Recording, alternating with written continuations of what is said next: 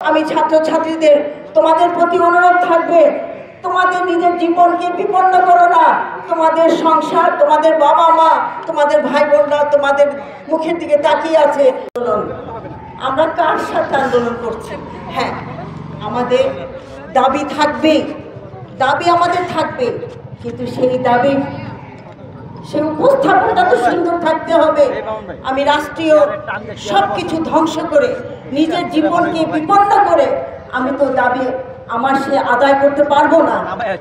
অবশ্যই দাবি থাকবে, সবাই ছাত্রদের দাবি থাকবে, যার যার দাবি সেই দাবিটা উপস্থাপন করতে হবে সেইভাবে।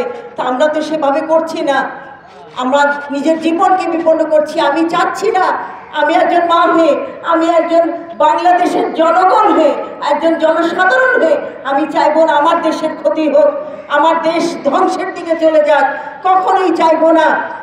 চলুন আমরা সবাই মিলে একসাথে হয়ে এটা একটা সমাধান করি।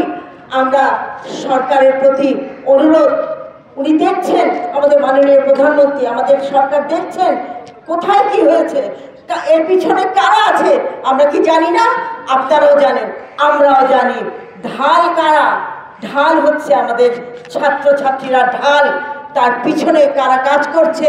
বহুদিন ধরে এই ষড়যন্ত্র চলছে, এই ষড়যন্ত্র আর চলবে না। যেভাবে হোক আমি অনুরোধ করব, আমি ছাত্রছাত্রীদের তোমাদের প্রতি অনুরোধ থাকবে, তোমাদের নিজের জীবনকে বিপন্ন করো না।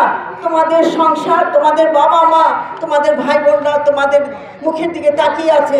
তোমরা আগামী ভবিষ্যৎ, আগামী দিনের দেশের ভবিষ্যৎ তোমরা। সুতরাং এইভাবে তোমাদের নিজের জীবনকে বিপন্ন করে, নিজের জীবনকে ত্যাগ করে তোমরা এই আন্দোলনে এসো না। তোমরা আসো আন্দোলনে, আমরা বসে আলোচনায় সবাই বসবো, সবাই বসে এটা সমাধান হবে নিশ্চয়ই, এবং প্রত্যেকটা হত্যার বিচার হবে। মাননীয় প্রধানমন্ত্রী বলেছেন যে এর বিচার হবে, এক এক করে বিচার হবে। পুলিশ গুলি করলো, কার নির্দেশে? সেটা কি একবার দেখেছি আমরা? এলোপাথারি গুলি করছে, কার নির্দেশে? অবশ্যই এটার আমাদের বিচার হবে।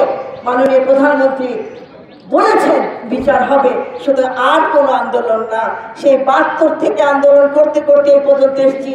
সাজানো বাগান, বাংলাদেশ একটা সুন্দর সুন্দর একটা দেশ, আমাদের সোনার বাংলা, তোমায় ভালোবাসি, এটার উপরে আর কিছু নেই।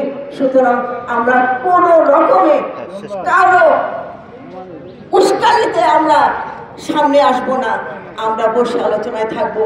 আপনারা সবাই জীবনের দাম আছে, সুতরাং আমরা সেইভাবে এখানে যারা যারা আগে কথাগুলো বলেছেন সুন্দর করে কথা বলেছেন, সুতরাং আমিও বলছি আমরা সুন্দরভাবে বাঁচতে চাই, আমরা সুন্দরভাবে দেশকে রক্ষা করতে চাই।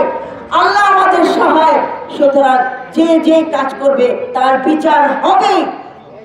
আপনারা আমরা সবাই ভালো থাকবো, আমরা সামনের দিকে নিজেদের জীবনকে বাঁচিয়ে সুন্দরভাবে আলোচনায় আমরা সমাধান করব।